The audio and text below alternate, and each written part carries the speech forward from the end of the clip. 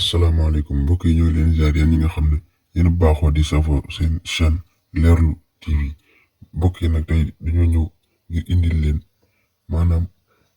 juróom-ñeent dëkk yoo xam ne ci Sénégal la nekk te boo xool da nga naan amu fi sax ndax seen ak rafetaay te ji nag juróom-ñeent dëkk yooyu lañ boole woon ngir indil leen ko ñoo leen ñaan ngeen abonné pour jot yeneen sans continue yu mel nii jaa ngeen jëf. danañ dem Saint-Louis danañ dem Casamance danañ dem Touba Mbacké danañ dem Kédougou danañ dem Île de Gorée ay sama gars yi topp leen ma ñu dem.